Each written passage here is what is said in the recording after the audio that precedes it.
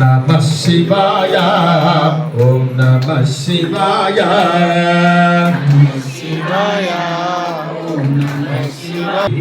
దానికి మీరు మట్టి ఎక్కడికి తెచ్చి మట్టి అక్కడికి తెచ్చిస్తాం. కాబట్టి మీ బంధుమిత్రులు ఎవరైనా ఎక్కడి గ్రామం వాళ్ళైనా కూడా చెప్పండి, ఆ గ్రామంలో ఉన్న వాళ్లకు అందజేయడం జరుగుతుంది మట్టి. వాళ్ళు అక్కడనే వాళ్ళ ఇంట్లో చేసి ఆశ్రమానికి తెచ్చిచ్చేటువంటి అవకాశం కూడా ఉంది. ఎందుకంటే ఇప్పటి వరకు ఎంతోమంది కృషి చేసినా కూడా భగవంతునికి 1 కోటి లింగాలతో మాత్రమే అర్చన చేశారు. అనేక మంది చేశారు.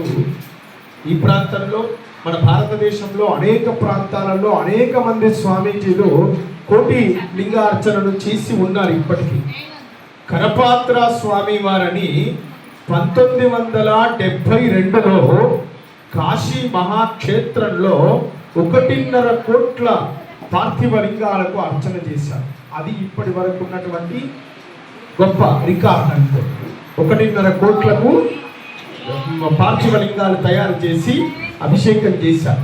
తర్వాత జబల్పూర్లో ఒక మహంత్ వారు ఆదిత్యనాథ మహంత్ గారని వారు కూడా 1.5 కోటి లింగాలకు ఇటీవల కాలంలో 2012 కాలంలో అర్చన చేసి ఉన్నారు పార్థివ లింగాలకు. కానీ యావత్ ప్రపంచంలోనే మొట్టమొదటి 10 కోటి పార్థివ లింగార్చన ఈ లింగాలన్నిటి ద్వారా లింగం చేయడం జరుగుతుందట. ఈ లింగాలన్నిటినీ కలిపి ఒక మహత్తరమైనటువంటి 10 కోట్ల లింగాల చేత ఒక లింగ నిర్మాణం చేయబోతూ ఉన్నాం. దానికి పంచముఖాలు 5 ముఖాలతో ఉండేటువంటి లింగం. అది పంచముఖ పార్థివ లింగం. అంటే ఒక్కొక్క లింగం మీరు చేస్తున్నటువంటిది ఒక్కొక్క లింగంతో సమానం. ఒక పార్థివ లింగం ఒక లింగాన్ని పూజనం చేసినటువంటి ఫలితం కలుగుతుంది.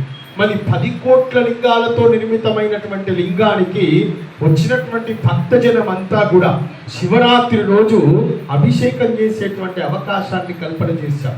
అంటే మన జీవితంలో ఎప్పుడు 10 కోట్ల లింగాలకు పూజ చేయలేదు, సాధ్యం కాదు. కానీ శివరాత్రి రోజు 10 కోట్ల లింగాలకు ఒక్కొక్కరు అభిషేకం చేసుకునేటువంటి అవకాశం మీ ద్వారా కలుగుతుంది. ఇది ఇంత గొప్ప అదృష్టం. తర్వాత మళ్ళీ ఈ లింగాలన్నింటినీ ఏం చేస్తున్నాం తెలుసా? అక్కడ ఒక గొప్పనైనటువంటి ధ్యానశాల నిర్మాణం చేస్తున్నాం. ఆశ్రమంలో 239 ప్రత్యేకతలతో ఒక ప్రత్యేకతంగా అందులో భాగంగా 100 కోట్ల లింగాల మధ్య కూర్చొని ధ్యానం చేసేటువంటి ధ్యాన కేంద్రాన్ని ఏర్పాటు చేస్తున్నాం. అది ఎక్కడ అంటే భూమి యొక్క గర్భములో 16 అడుగుల లోపల మనకు ధ్యానం ఎక్కడ చేయాలి అని అంటే పైన చేయమన్నాం. భూమికి అతి పై స్థాయి, అందుకనే పర్వతాల పైన చేస్తాం. ఇంకా గొప్పది పర్వతాల కంటే ఎక్కడ అంటే గర్భమున, భూమి యొక్క అంతర్భాగంలో గర్భగృహాలలో. ఇంతకుముందు చేసేవాళ్ళు మీకు నీలమాణికలు అని అంటారు. ఇప్పుడు అన్నీ అక్కడ వజ్రాలు వైడూర్యాలు దొరికినాయి. అవి భూమి నుండి లోపలికి ఉంటాయి. అట్లనే ఆశ్రమంలో ఒక అత్యద్భుతమైనటువంటి భూగృహాన్ని నిర్మాణం చేస్తున్నాం. అది మన 0 లెవెల్ నుండి 16 అడుగుల లోపల ఉంటుంది. ఆ 16 అడుగుల లోపల 100 కోట్ల పార్థివ లింగాల మధ్యలో ధ్యానం చేసుకునేటువంటి ఒక అత్యద్భుతమైనటువంటి ధ్యాన కేంద్రం ఆశ్రమంలో రూపొందించడం జరుగుతుంది. ఈ 10 కోట్ల లింగాలన్నిటినీ కూడా అర్చించబడ్డటువంటి లింగాలన్నిటినీ కూడా అందులో వేయడం జరుగుతుంది.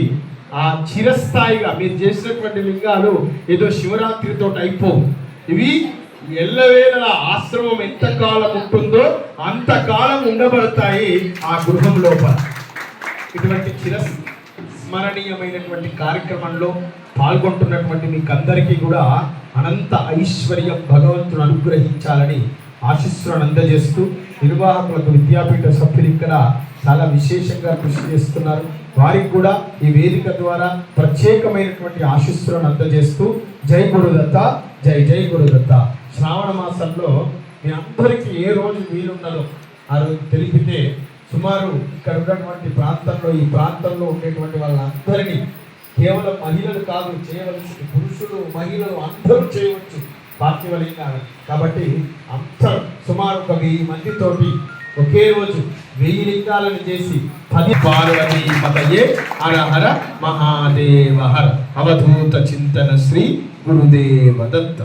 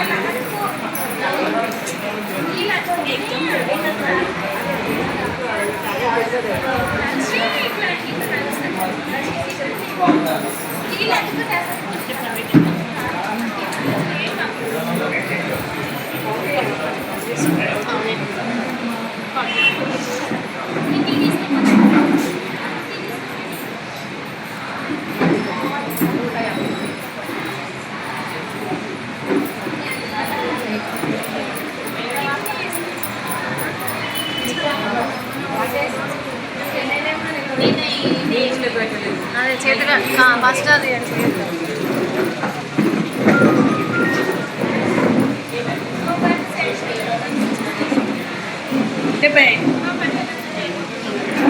పంతులు గారు